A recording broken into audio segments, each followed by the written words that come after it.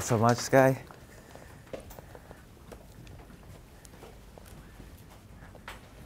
So we're going to talk about everything on this whiteboard in detail. So I want you to remember all of these things. Is this from this class, this whiteboard? Yes. It was a negotiation. Really? Well, so what were you negotiating? Not to interrupt my talk, but what were you negotiating here? All right. So let me get a sense. How many people are students at Columbia? This is like a continuing education sort of class. So some are students, some are taking these classes, some have jobs and get to come here and continue that education and so on. So I'll just give a little bit of my background. Sky started it. I really didn't want to have anything at all to do with business, and I kind of got into it accidentally. And then for many years, I prayed every day that I would get out of it because I hated it so much. I mean, business is really awful, and it's never what you think it's going to be. And then you kind of have to decide what parts you like and what parts you don't like, and then double down as much as possible on the parts that you like. So for instance, I like doing this. And other things, which we'll get into, I don't like. But for a long time, I was working at HBO, the television network, and nobody, this was in the 90s, and nobody at the time thought they needed a website. So even HBO didn't have a website. And I said to them, you know, I think everybody's going to need one at some point. And you're trying to do all this interactive TV through the cable lines, but what if, I showed them, what if you use this browser, it was called Netscape at the time, and you can stream video here. And I remember my boss was telling me, James, you know, the internet might be good for like these academic types, but why don't you let the cable guys do their thing and you do your thing? And he just kind of shooed me off. And so, kind of as revenge, I stayed one weekend at HBO when no one was around, and I put all of their databases on, like, I put Netscape on everyone's machine, and I put all of their internal databases on kind of an intranet for them. So, but I did maybe a little too much, so suddenly, like, I had the whole HR database so that everyone can see what everybody was doing and their pictures, and in some cases what they were making. And I put it turns out the cafeteria menu was on a database, so that was always on this intranet. And then every actor's and actress's deal with every movie was accessible to suddenly every employee. So that became a problem because HBO, of course, you know, if Alec Baldwin's starring in a movie, all the details are in their databases. But it made them see that, okay, maybe this thing is very useful because he just did something in a weekend that we've been trying to build for years and years and years. Because that was really the first thing of the internet, is that it drastically increased productivity in ways that we don't even really realize now. But nobody had any ways to connect computers in a nice way, and nobody had a graphical interface that was consistent across, all the things you wanted to message and communicate. So they said, well, okay, let's set up a website for the world. And I'm like, okay, we'll put it on HBO.com. Guess what? They didn't own HBO.com. In fact, there was a small medical supplies company in Atlanta, Georgia, that owned HBO.com. And so we called them and said, hey, can we buy HBO.com from you? And they were like, no, you're HBO? No, I don't think so. And I said to the CFO of HBO, look, this is going to be really important. And however important you think it is right now, it's going to be 1,000,000 times more important. So this was 1995. They paid $250,000 to get HBO.com. Otherwise, they were homeboxoffice.com and would be to this day, which would be horrible. But so I started. They didn't have any idea what to do. So I started making a website for them. And I said to them, all this is going to lead to business. Trust me. It's not going to be just about HBO. I said to them, just like you have original TV programming on HBO. You stopped doing just movies and you started making your own shows. Let's do original web shows on your website. And so they said, okay, we'll do whatever you want to do. What do you want to do? And I pitched them an idea for a web show, which I started doing. In addition to building their website, I started doing this web show for them. And I called it 3 a.m. And it was about what are people in New York City up to at 3 in the morning on a Tuesday night. So think about the last time you were outside, not on a Saturday night, because that's maybe yes, maybe no. Think about the last time you were outside on a Tuesday or Wednesday night at 3 in the morning, and I can guarantee you were up to no good. Am I right? There's some laughing. People agree with me. I'm right. And so every Tuesday and Wednesday night for almost 3 years, I went out and I would interview people. Why are you out at 3 in the morning? And the answers, the reason I could say you were up to no good is because the answers were never good. Like nobody was up to anything good. And I did this, I was all over New York City. I went out to Rikers Island at 3 in the morning. I stood in the lobbies of hotels because anyone coming in at 3 in the morning has a reason and it's no good. And I did this for quite some time. They gave me money to shoot it as a pilot, so I shot it as a pilot. They never aired it, but it was still an interesting experience. But something happened along the way, which is that we got really known as, HBO got really known as having this great website. So I started getting all these phone calls, hey, can you help us do our website? All these other entertainment companies. So the first thing is, I needed somebody to really manage and maintain HBO's website. I needed to hire a company to do it. I couldn't do it all myself. So I did what any self-respecting person would do. I called up my brother-in-law and I said, set up a company and I'm going to hire you, no questions asked. And he didn't speak any English, so I wrote the proposal from him to HBO and then said approved. And we hired him and that was his company. And then from his company, I also said yes to all these other companies, including many of HBO's competitors. Sure, I'll do your website.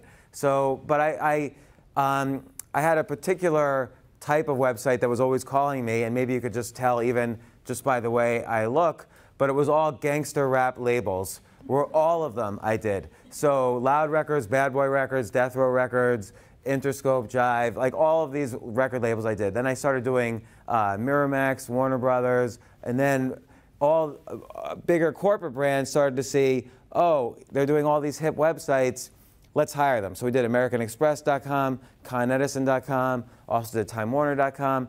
So the company was called Reset, built it up to about 40 employees, sold it, right, at one point, I remember I was talking to my little sister, and she's like, oh, guess what we're learning in high school, or whatever she was in at that time.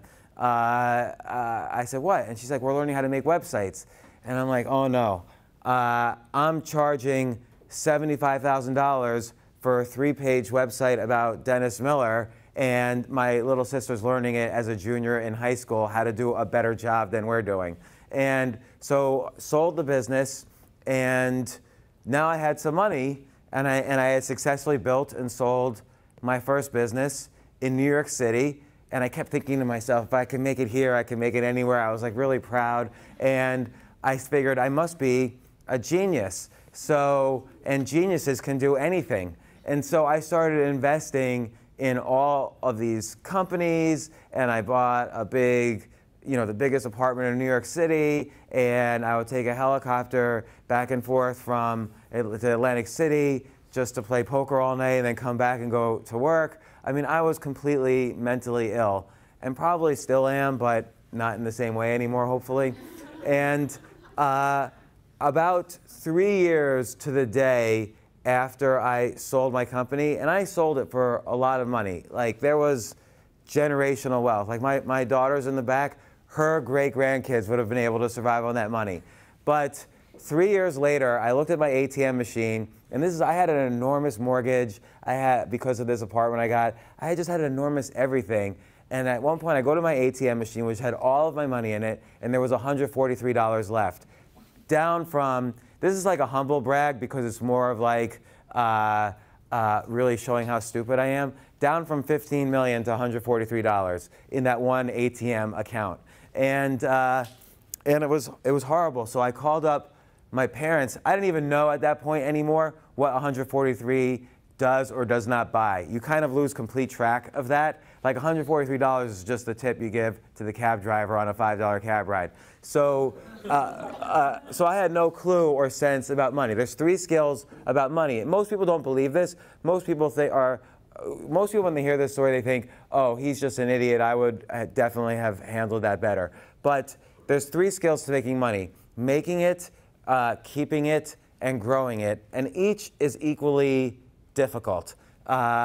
It seems like making it is the most difficult, but keeping it, I found out, not just through this story, but other stories I may or may not tell you, keeping it is also much more difficult, and growing it, of course, is just as difficult as making it.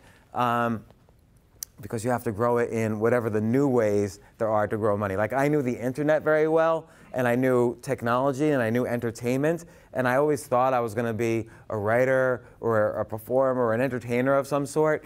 And the first couple of times I was thinking about starting a business, I was like, nah, that's so boring, business. I don't want to do that. I'm not made for business. I hated the idea of it. But now here I was with like all of these expenses, and I had just lost literally $1 million a week that summer and was broke. So I called up my parents and I said, can I drive down to your house, which was about 60 miles away? Can I borrow just enough money to cover like diapers and food for my 2 little babies at the time? And I'll come back Tuesday, because I think I'll be foreclosed on my house by then, which will give me a little bit of cash in the way I was working it out, and I'll be able to pay you back. So 3 days I need to borrow the money. And they said, absolutely not.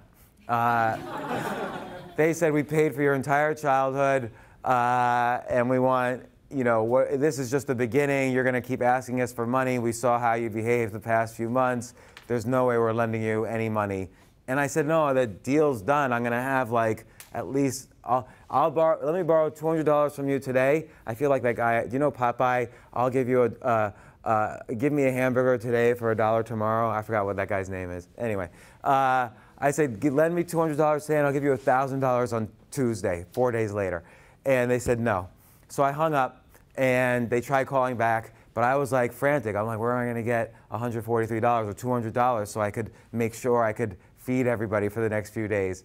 And I really never. So about 6 months later, I was living 60 miles north of the city in like the small. I'm probably the only person to ever move out of New York City that ended up downside. Like, I lived in a place 1/6 the size of where I was living in New York City. Normally you think of like, oh, I got to get out of New York City so I can live in a nice house in the suburbs. Okay, I moved out of New York City going from a penthouse to like the shittiest house in the suburbs. So, because I had nothing and I had no job. What happens when you lose all your money too is that when you have a lot of money, and I'm just being very straightforward with this, but when you have a lot of money, you have a lot of friends, and when you lose all your money, you have 0 friends.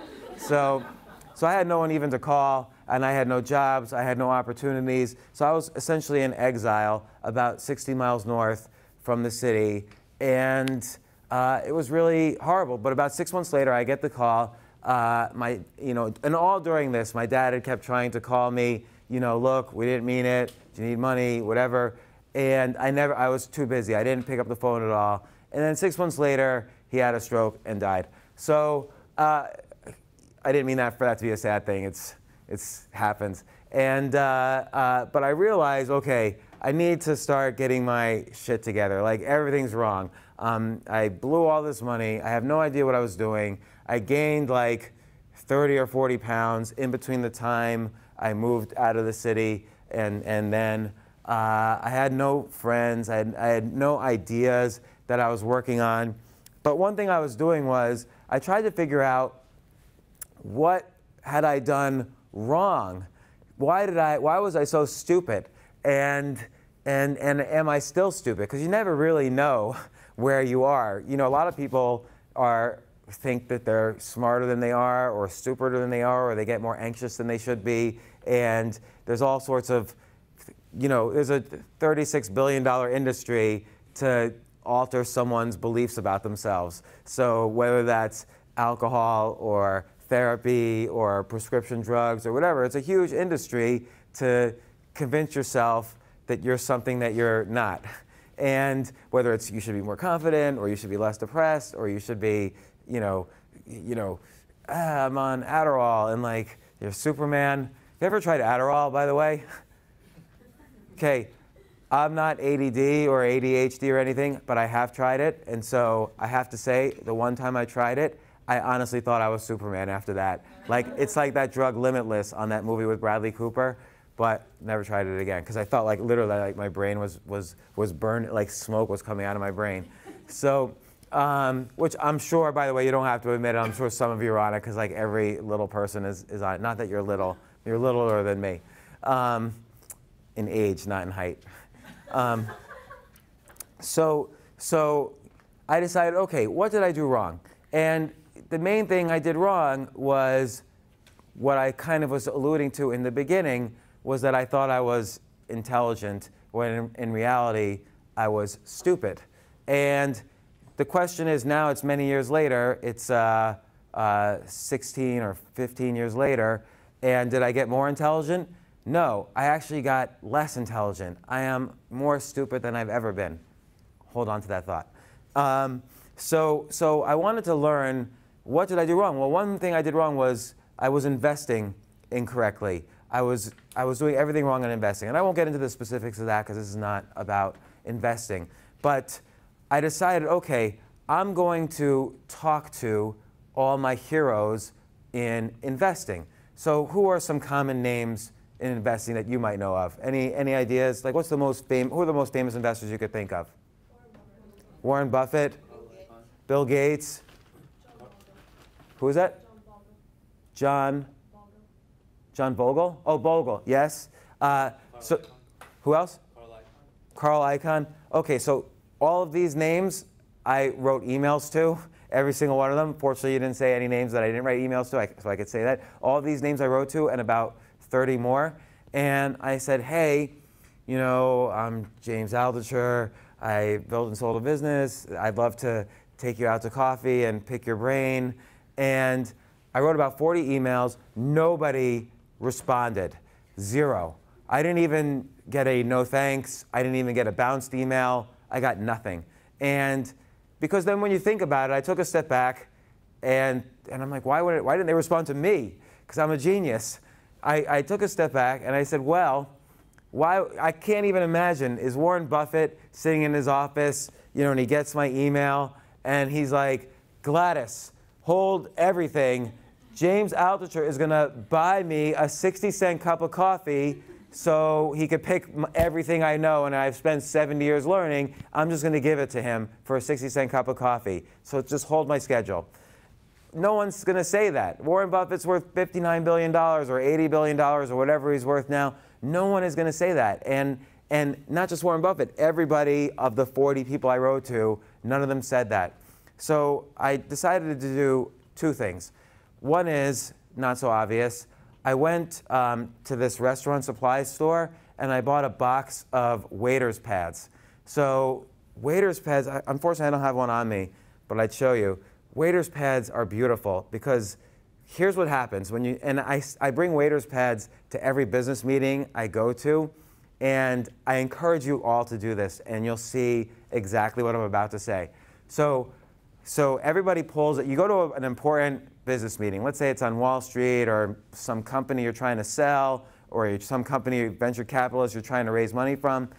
The partners sit around a table, they're in their suits, or maybe it's casual Friday, so they're wearing, whatever they think is casual Friday, and they all pull out their super expensive Italian notebooks and their pens, and like their feather pens, and dip it in ink, and they start writing, and you just throw down your waiter's pad, and they see it, and they're like, one person will always say, this has happened 100% of the time, and it will happen to you as well. One person will always say, I will take fries with that burger, and everyone else will laugh.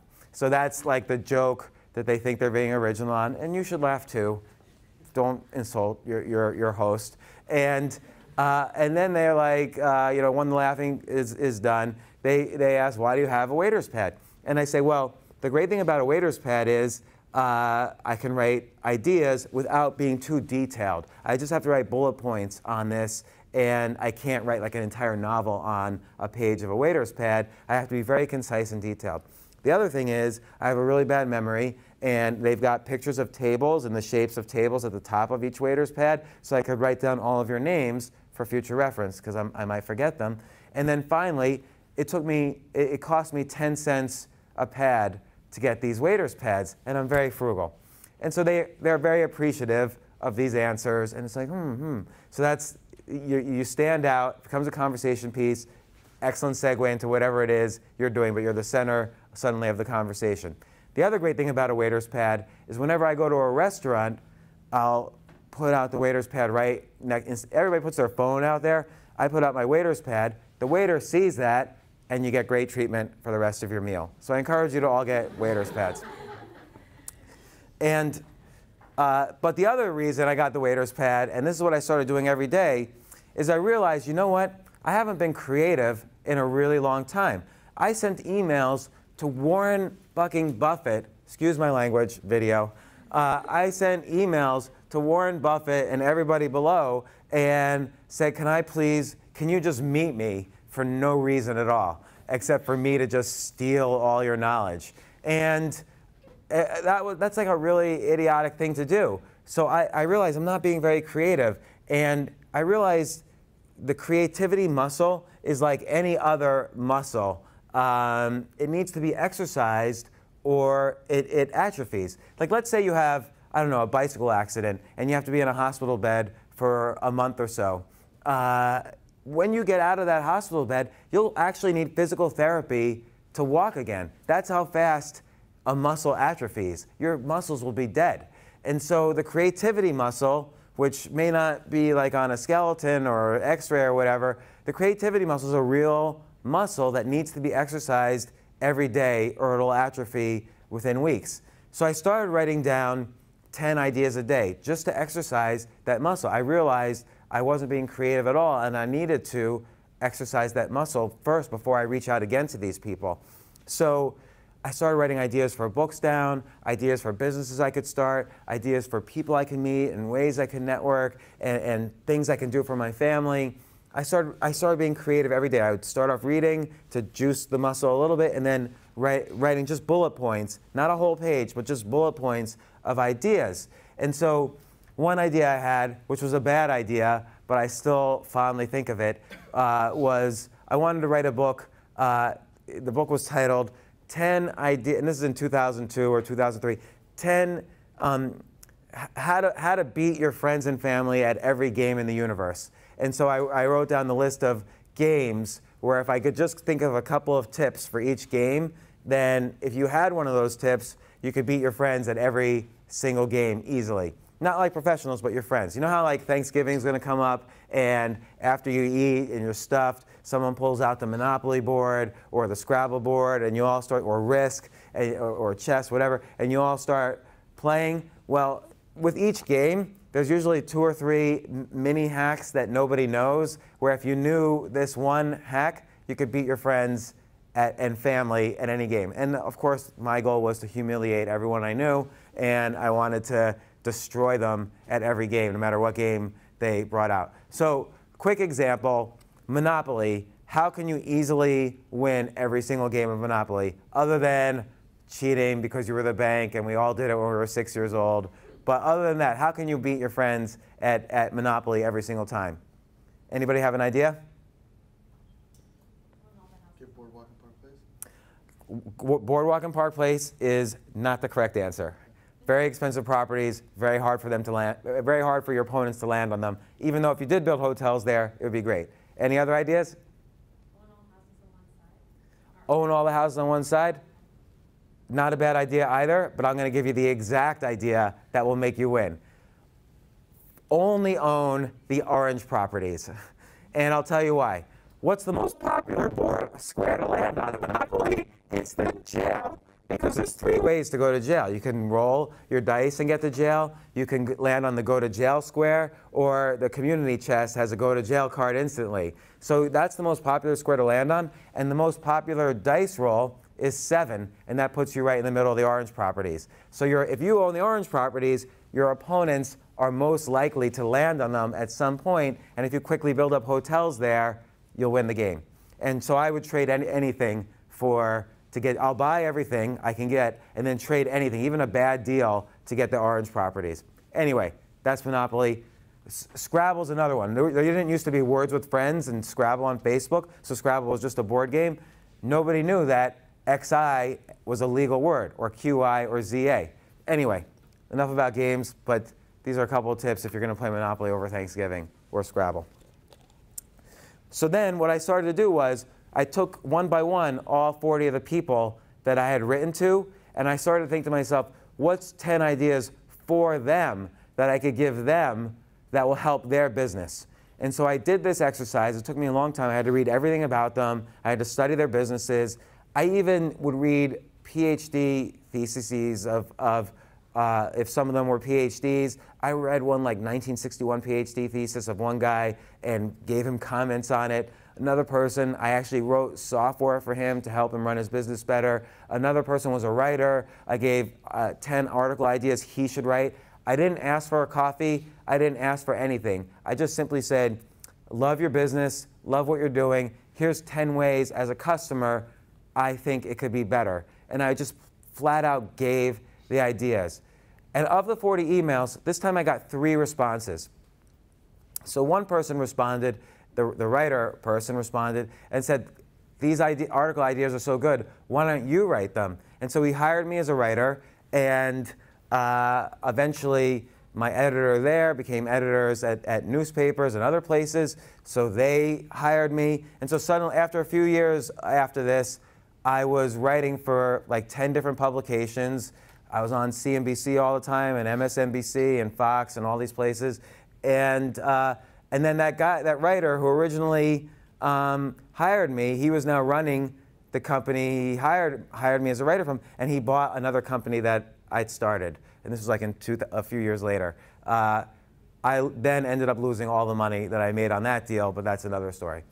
Then another guy responded to me, and I had given him software for how he should run his hedge fund. I gave him investing software. And he said, this is great. Why don't you come work for me? And we met a couple of times, and he said, you know, your ideas are about investing are interesting enough. How about you just let me and my wife personally invest money with you, and you start a hedge fund? So suddenly now I was in the writing business and expanding, and suddenly I was in the hedge fund business, a business I had never been in before, and I thought you needed to go work at Goldman Sachs or get a graduate degree at an Ivy League school. I didn't have any of those things. And suddenly now I was running a hedge fund, and my first investor was himself a top hedge fund manager. So I quickly built a nice hedge fund business. The third person responded and said, hey, these ideas are great. I'd love to get together. How about coffee? I never responded to him. So that's not true. This was in 2003. In 2014, I started a podcast, and I found his old email responding to me, and I hit reply, and I said, sure, but instead of a coffee, how about you come on my podcast? This is like 11 years later. And he's like, whoa, that's a lot. I vaguely remember your first email, but sure, I'll come on your podcast. And that's, I don't know if you know Nassim Taleb or any of his books. I'm the only podcast he's ever been on because of that response. So that, by the way, is another useful trick. I'll do this every day. I'll go back to my emails from 2009 or 2010, and I'll find emails I never responded to, and I'll just hit reply, and reply as if they had just sent me the email. And it's amazing. No one ever responds bad. No one says, screw you, I was expecting a response in 2010. Everyone's like, that's amazing, you responded at all. And you know, it's sort of like, let's say you write an email to somebody, or let's say someone writes an email to you, and you don't respond. In the first day or two, they're probably angry at you for not responding. And in the first week, they're probably really angry. And then they forget all about you. And then at some point, you go through this valley, and suddenly they love you if you respond. That's what I've noticed, because I do this every day. I'll do one of these responses every single day. So again, over time, I was able to build up. I suddenly was writing, and then I ended up, you know, I was writing so many articles, a publisher reached out and said, can you write a book? And then I wrote a second book and a third book. And then I started a business combining my internet skills with my investing skills, and I sold that business.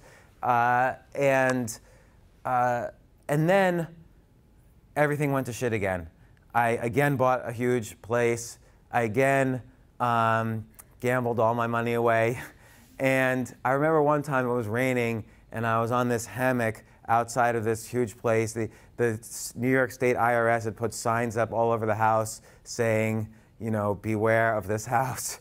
And when you get letters from the IRS, it's really scary. So one time I got a letter, and this is not the first time. One time I got a letter from the IRS, and I honestly kept thinking to myself, how can I, my two little babies, the IRS was coming after me. I owed at that time 17 years worth of taxes. And I had never filed a tax return in my life. This was like in 2004. And my kids were still babies enough that I started figuring out, okay, I've got this big life insurance policy left over from the days when I had money, but I'm not allowed to commit suicide. So I kept Googling, is there a way to commit suicide without anybody knowing it was suicide? And the answer is no. No matter what you do, they'll figure out in an autopsy that this was a suicide. And by the way, it's amazing the techniques people use to try to kill themselves without anyone thinking it's a suicide, and they find out every single time. Everything from drinking too much. You can drink yourself to death of water, and they will still say that's a suicide. Or I won't even say the other ways because they're kind of easy to do. But the other thing I realized is, and this is going to sound strange, there's no safe way to kill yourself. Meaning, with every way you could Sky didn't realize this was going to be a lecture on suicide. But with every possible way you could kill yourself, it's actually, first off, if you're dumb enough to get in that position where you want to do it, you're dumb enough to screw up a suicide. So with every possible type of suicide you could do, you can mess it up. So let's say you put a gun to your head and fire. And I actually know somebody who's done this. What ended up happening to this one person I know is he shot out both of his eyes and one of his ears and is paralyzed on the left side. But he failed at his suicide. So how much better do you think he feels now, having failed at such an easy type of suicide? But he did. So no matter what you do to try to kill yourself, it's bad. You could screw it up and literally ruin the rest of your life as opposed to killing your life. So one time I wrote about this, like in detail. And if you take out your phones or later on your Google laptops or whatever, and if you Google, I want to die, I'm the number 3 or number 2 result. And that's 7 years after I wrote about this. So I've dominated Google on the whole suicide thing. And I used to be number 1. I was the number 1 result for many years. But people complained. They're like, this guy he's not really talking about suicide. He's just talking about his own exploration of it. He's not being helpful. And so Google, this is the only time I ever think they've ever done this. They manually changed their algorithm so I wouldn't show up as number 1, and they put the National Suicide Prevention Hotline as number 1, which was really frustrating to me because I felt for once I had accomplished something in my life to be number 1 for this, and Google once again crushing my dreams. So suffice to say, I didn't kill myself. I started other businesses. And like I said, the second business I built up, sold, failed, lost all my money again. And I thought to myself, what am I doing so wrong all the time? Why does this keep happening? And it's not the first time. It's not the second time. This is like the 3rd or 4th time. And so finally, I had to get my act together a little bit. I had to focus on, let's get back to those 10 ideas a day, and I've never stopped doing it since, to keep exercising that creativity muscle. Then you have to exercise the emotional muscle. So you know that phrase, you're the average of the 5 people that you spend your time with? It's really, really true, it turns out. So a couple months ago, I was talking to this guy, Mike Massimino. He's an astronaut. He's been in space 3 times. He fixed the Hubble Space Telescope, and it was really hard for him to actually get accepted into the astronaut program. 200,000 people were applying, and like 5 of them will get into outer space each year. And this was back when they were even sending astronauts into space. So he was telling me, though, about this one story. After the first time he got rejected by NASA, he decided to get a PhD in robotics from MIT. And so he's sitting around his classroom, and there's 10 people in the classroom, and he told me 4 of the 10 people in this classroom eventually made it into outer space. And I was thinking to myself, that's a perfect example of you're the average of the 5 people you spend your time with. If he was in a random bar in Boston and there were 10 people sitting around the bar, there's 0 chance he could say, 4 of the people sitting around this bar are going to make it into outer space. You have to be in the right place and with the right people all of the time. Like, that has to be a discipline you never, ever forget. And it's the same thing as like, you have to be in shape, you have to eat well. If you're sick in bed, you can't be creative. If you're sitting around people in a bar, you're going to have less people to draw ideas from and bounce ideas off of. And finally, you have to be able to accept the cards you're dealt and play them appropriately. So I'll use this guy, Mike Massimino, as an example again. He got rejected by NASA, and he said, okay, I don't like that. I'm unhappy. It's okay to be unhappy. I don't have to dwell in my unhappiness. Unhappiness is a normal condition. Instead, I'm going to go to MIT and get a PhD in robotics. And then he got rejected by NASA again. And so he was in perfect physical shape. He had a PhD in not only in robotics. His thesis was about how would you move a robot arm on the surface of Mars, controlled electronically. So he was geared to be accepted to NASA. NASA rejected him. So he moved specifically to the suburb of Houston, where all the astronauts lived, and he became friends. He would go to the restaurants where they went. He became friends with all the actual astronauts, and so then he applied again, and they all recommended him because he was like best friends with them all. Like all their kids went to school together. He got rejected again, and so the reason he got rejected was his eyesight was like maybe a little bit bad, like 20/60 instead of 20/20. And so he consulted with all of these eye specialists, and he figured out you can't use contact lenses to correct your eyes with NASA. So he figured out, and he's the only person I ever knew to do this, he talked to so many different eye doctors and specialists, he figured out a way to train his eyes to be 20/20. Like he would basically move millimeter by millimeter letters and objects further and closer away until his eye muscles were strengthened enough that he was 20/20, at least for short periods of time after the last exercise. So he made sure he was 20/20, took all the tests again, and finally made it into outer space, and that's why we have the Hubble Space Telescope. So the point there is everything has to be in shape. Whether you're an athlete or not, you have to be in physical shape. Whether you're friends or geniuses or not, you still have to constantly be around good people who are going to teach you, people who you can bounce ideas off of, and people you can teach, because you learn a lot about yourself when you're explaining things as well. So you need mentors, people who are striving upwards like you are, and people you could explain things to, which is good if you write or if you give talks or whatever. Plus, minus, equal. And I think you need that all the time. So you should think about, right now, who's your plus, minus, equal. It doesn't have to be real mentors. It could be Warren Buffett. I read everything about Warren Buffett. I'll be a better investor. If I hang out with other people who want to make money and not lose it, I'll be a better investor. And if I explain investing by writing about it, I'll be a better investor. That's just one category. And you could see how someone like Mike Massimino, the astronaut I just mentioned, how he did it with being an astronaut. I could go down every example of everyone successful ever. And on my podcast, I've interviewed everyone, as Sky said, from Arianna Huffington to Sarah Blakely. I don't know if you know who she is. She's probably the richest female self-made billionaire in the United States or the world, for all I know. She created Spanx. And talking to her was so amazing to see her version of plus, minus, equals. She had pluses, then equals, then people she taught, which is why she was on my podcast. And just every example. I talked to Tony Hawk, who's won the World Skateboarding Championship something like 13 times in a row. He had his plus minus equals. So every single person who achieves peak performance, or at least better performance, or at least let's call it millionaire performance, has had that same approach. So that's kind of the long and short of my story.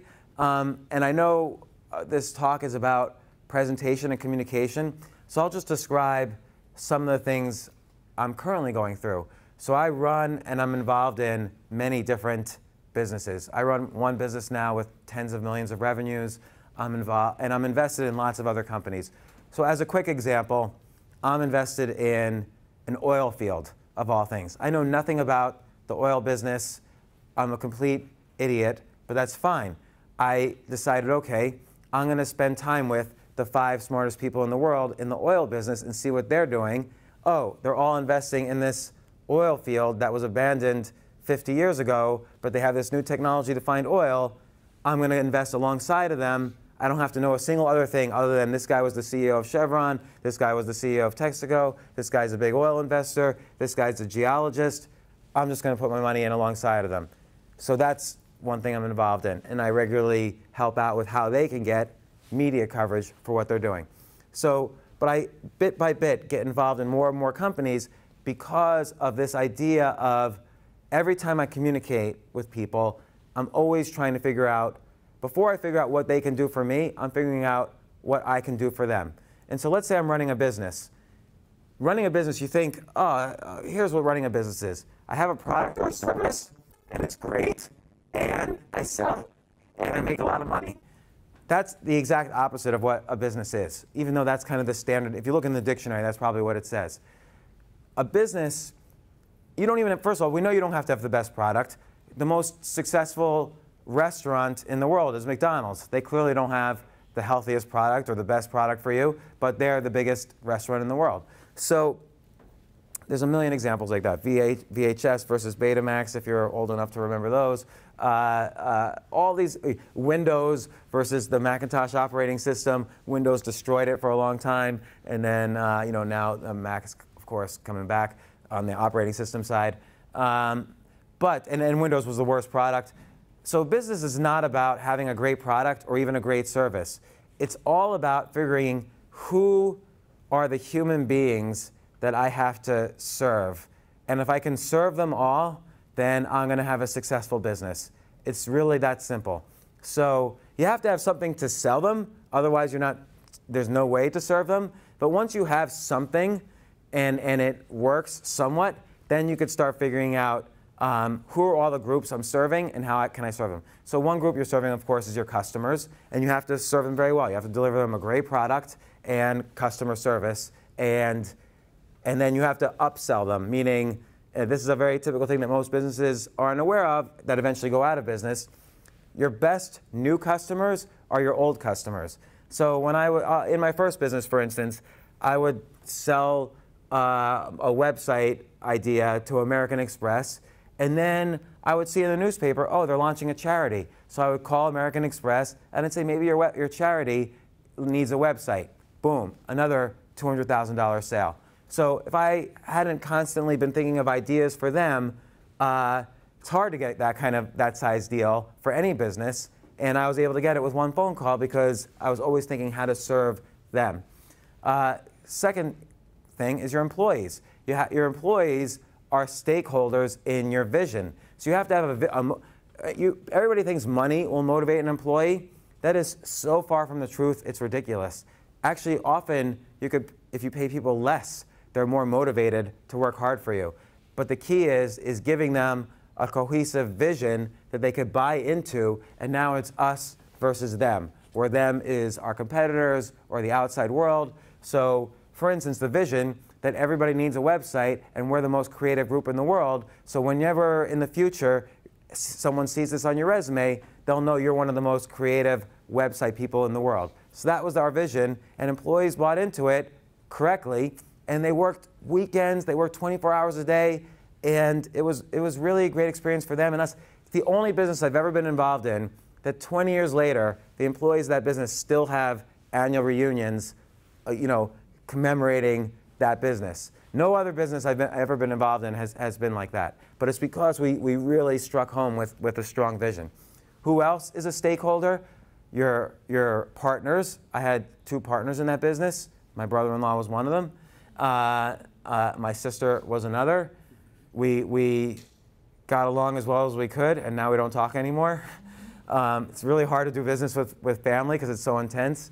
If any of you have started business with partners, you know how intense it could be. Other stakeholders are investors in your business, and then potential acquirers. So I'm involved in a business now that's being acquired, and also is a customer. And so the key there is, and I don't say this in an insincere way, the key there is to always, everybody says underpromise and overdeliver. If you ever do that, you're going to be a failure. Everybody thinks, oh no, I should underpromise because then it'll be easy for me to surprise and delight the customer. It doesn't really work that way because A, they know you're underpromising, they know you're lying, and B, your competitor is promising and not underpromising. So you just lost to your competitor anyway. And if they hire you and you so much overdeliver, they say, well, why did he say he would do it in 6 months when he did it in 3 weeks? So, and you're not going to, anyway, it's a bad idea to underpromise and overdeliver. I really get upset whenever I hear anyone doing that. And particularly in the computer industry, it always happens. But my goal always is to overpromise, and then I think to myself, oh my God, what did they all just agree to? What did I get myself into? And then you overdeliver. You get the resources you need to finish that job, and then you just beat out every competitor because no one else is overpromising and overdelivering. And of course, you only want to do this if you love what you're doing, or else why would you spend 80 hours a week overpromising and overdelivering? So that's part of the equation too. Finally, another stakeholder in your business is your competitors.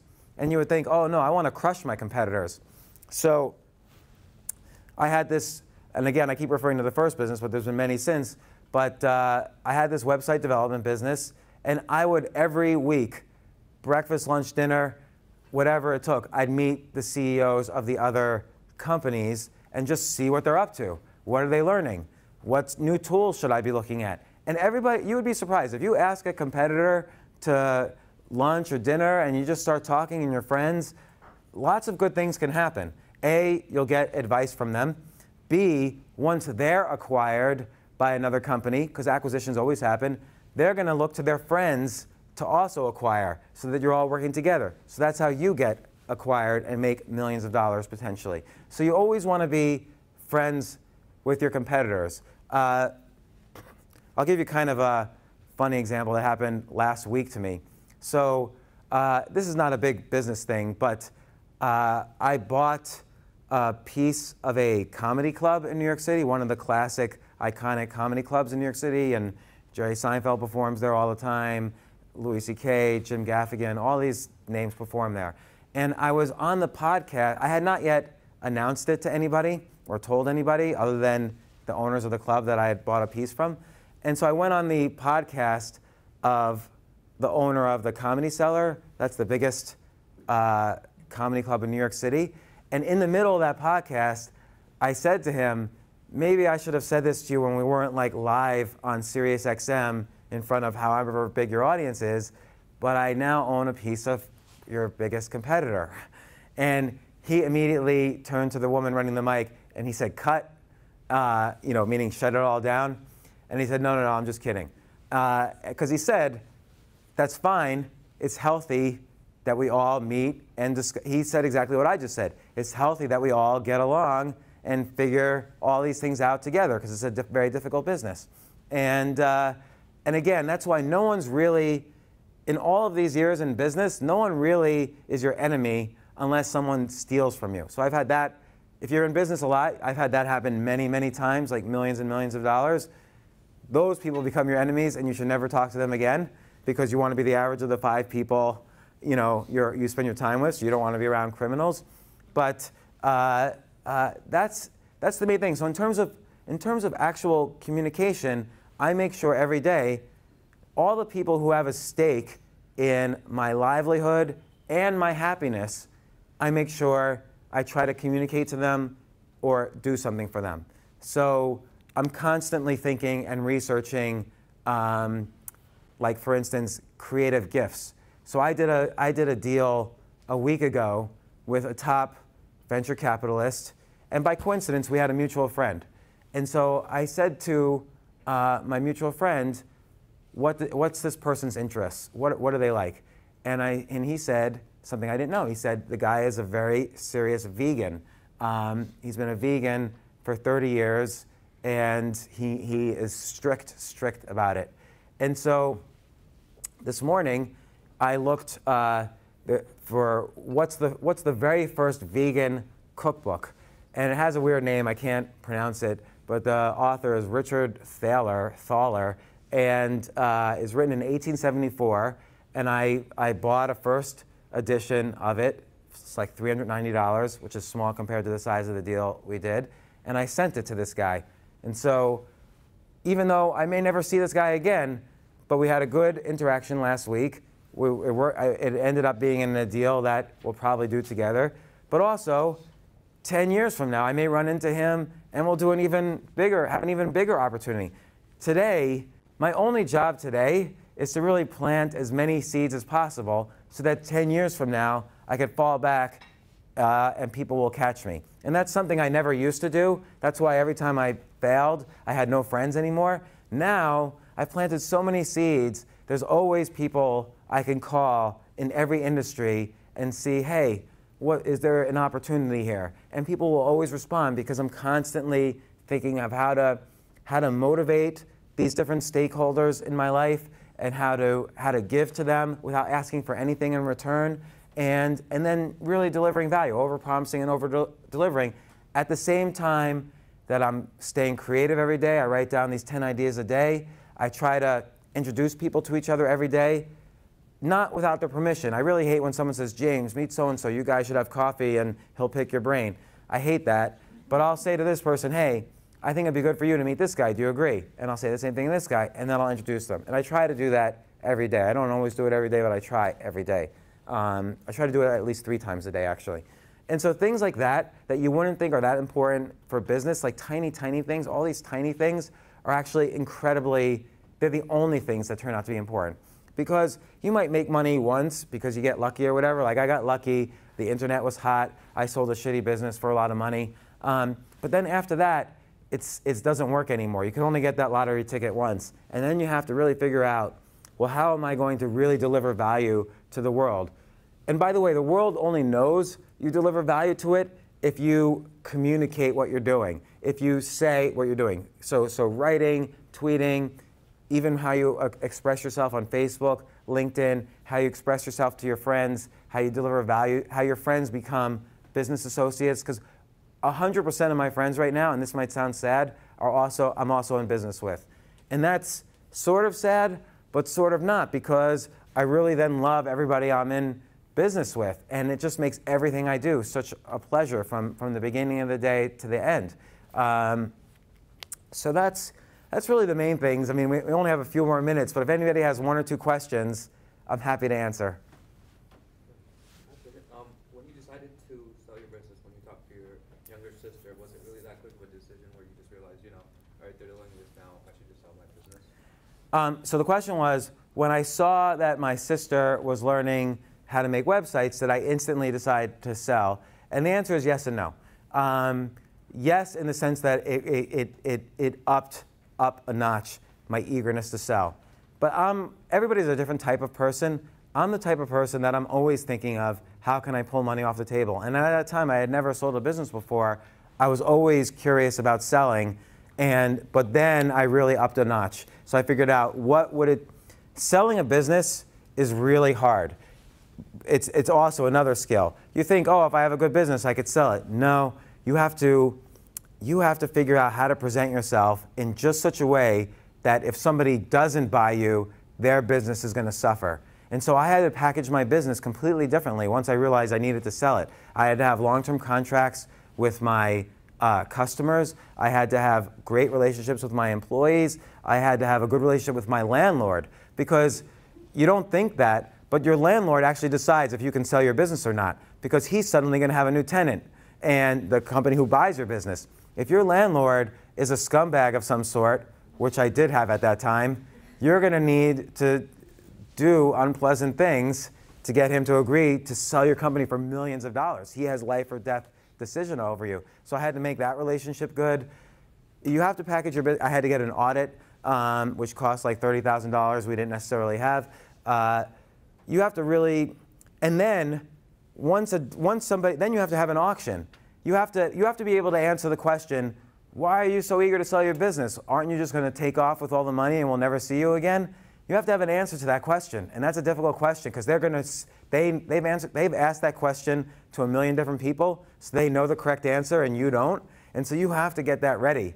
And all of those questions you have to prepare. We used to have trial meetings where we'd literally all day long be like in a fake acquisition meeting. This is what they're going to ask. This is what they're going to ask. This is how you should respond. You can't be nervous here. You have to respond here. Then we'd have to look at all their projects. Here's how we can add value. And then that's 1/10 of the job. Someone makes you an offer and you think, oh my gosh, I'm going to be rich. No, most deals don't fall through. So at that point, lawyers take over, and lawyers actually are evil. Maybe some of you in this room are lawyers, so I hope you aren't evil.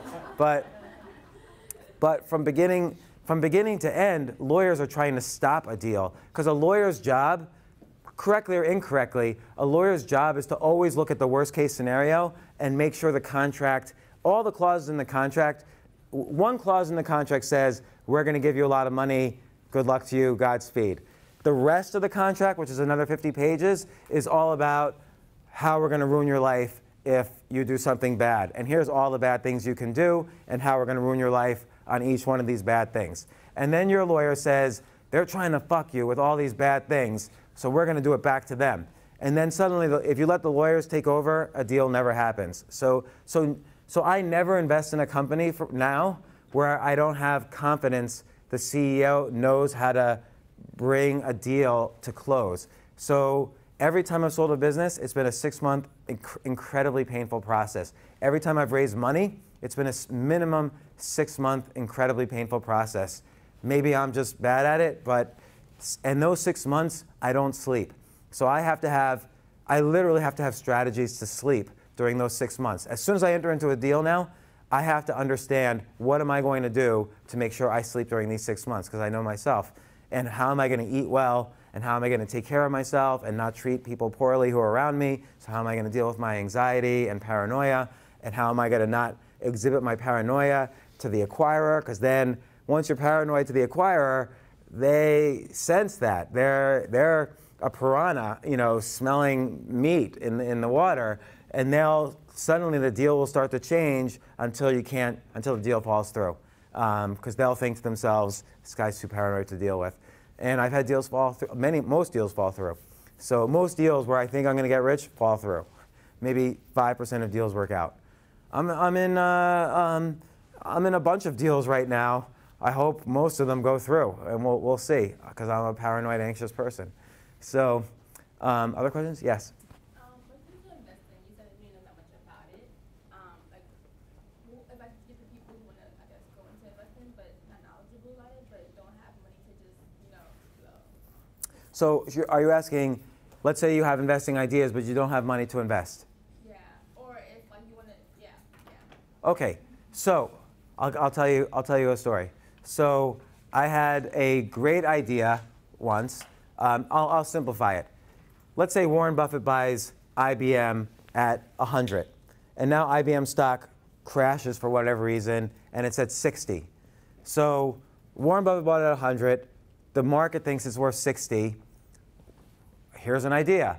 I should buy it at 60 because Warren Buffett just told me, because he publicly announced it, that he bought it at 100. And what am I going to do? Let's say I run into Warren Buffett at a Christmas party. Am I going to say, Warren, IBM, how could you make such a stupid decision? I'm not going to say that to Warren Buffett. He's much smarter than me. And he's the most successful investor in history. So my idea was to take 50 Warren Buffetts and buy all of their stocks at 20%, any stock that was 20% below the levels that they bought. So I didn't have to know anything about the companies at all. If Warren Buffett says IBM's worth 100, he's got a gazillion people talking to him and saying it's worth 100, okay, I'm in. I'll follow him blindly down a dark alley. And then across 100 Warren Buffetts, no problem. I've got a great portfolio. So I didn't have any money myself at this time. So I pitched this to a bank, an investment bank, and I said, give me money to do this.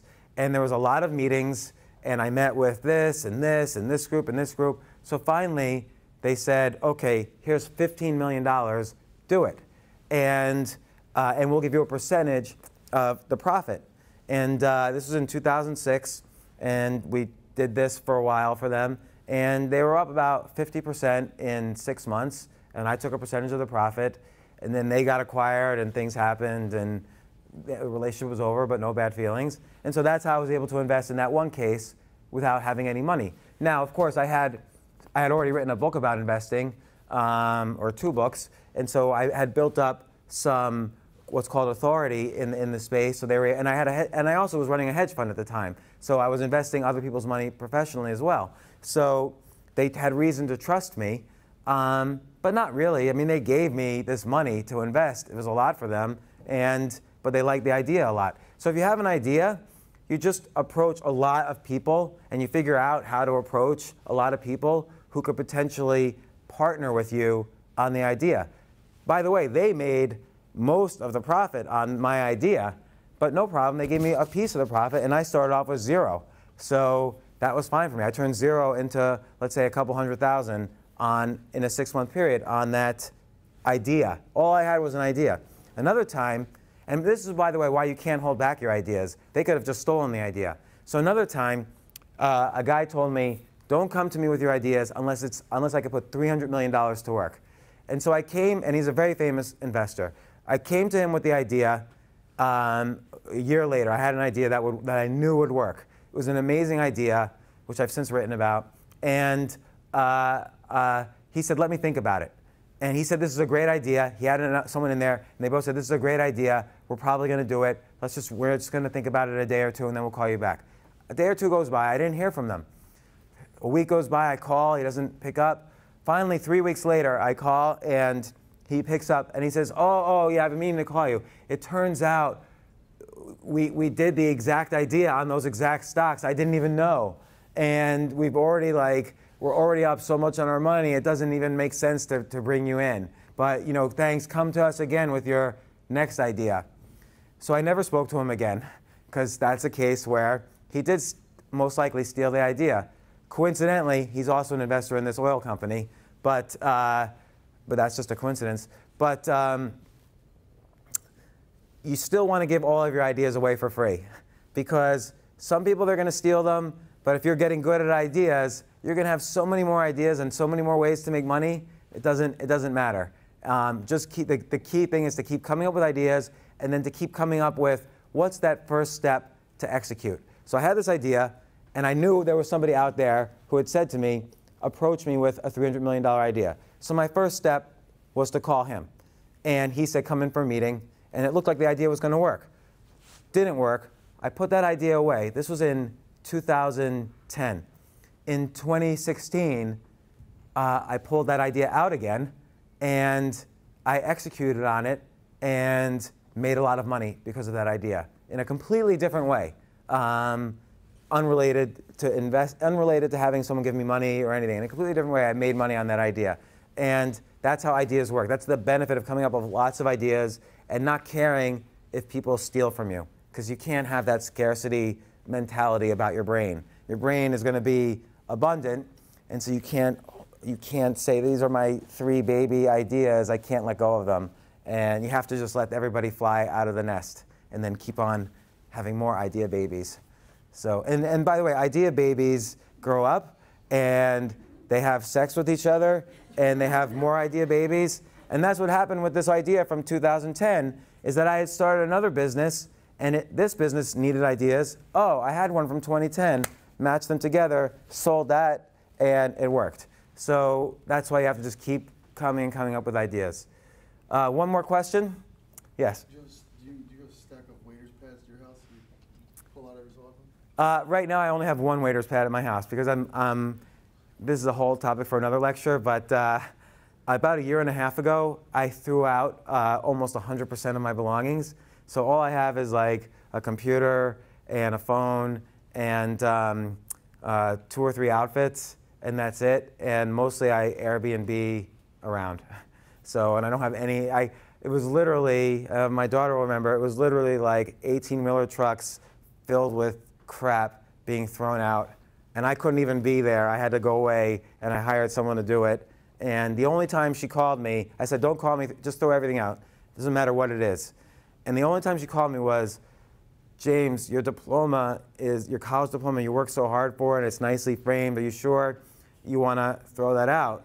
And I said, I have never once used that diploma, and I never want to look at it again, and it cost me all this money that I paid for myself. So yeah, just burn that one, and then everything else goes. So I don't keep a box, I keep just one waiter's pad.